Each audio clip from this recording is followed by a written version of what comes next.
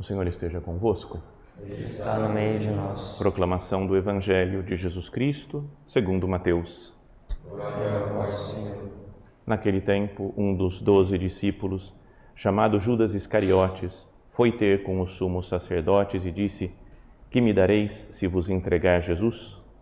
Combinaram então 30 moedas de prata. E daí em diante, Judas procurava uma oportunidade para entregar Jesus. No primeiro dia da festa dos ázimos, os discípulos aproximaram-se de Jesus e perguntaram: Onde queres que façamos os preparativos para comer a Páscoa? Jesus respondeu: Ide à cidade, procurai certo homem e dizei-lhe: O mestre manda dizer: O meu tempo está próximo, vou celebrar a Páscoa em tua casa, junto com os meus discípulos. Os discípulos fizeram como Jesus mandou e prepararam a Páscoa.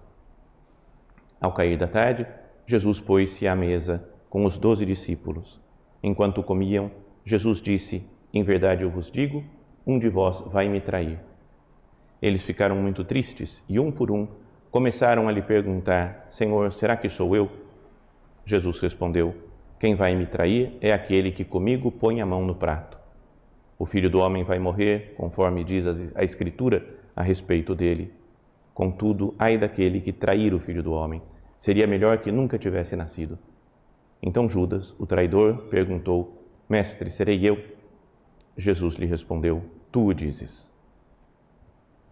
Palavra da salvação. Glória a vós, Senhor.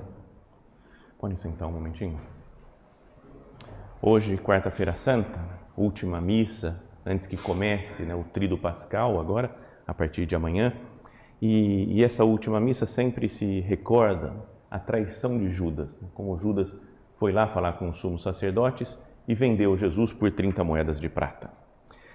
Então a gente pode pensar, falar assim, como é que é possível que um homem faça isso? Um dos que foi dos 12 discípulos, escolhido por Cristo, viu todos os milagres, talvez ele mesmo tenha feito milagres, ouviu as palavras maravilhosas de Jesus, todo mundo maravilhado com Cristo. Como é que é possível que em tão pouco tempo, de repente, ele entrega Jesus para ser crucificado? Então, os estudiosos, gente meditando, pensando, tentando entender, dizem que talvez foi por um modo errado de entender o reino dos céus, o reino de Deus.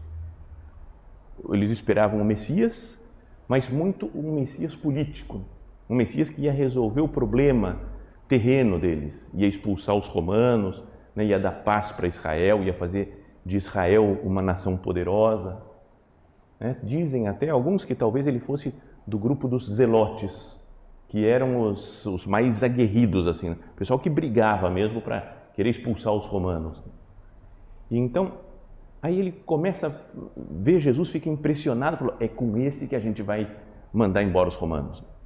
E depois, com o passar do tempo, ouvindo as palavras de Jesus, vai vendo que ele fala de um reino dos céus, não é uma coisa mais espiritual, que ele fala que vai morrer, que vai estar pronto para morrer na cruz. Então ele começa a se atrapalhar e falar: quem é esse Jesus? O que ele está querendo? Não está errado esse negócio. Não é assim que se vence os romanos, que se consegue a paz para Israel.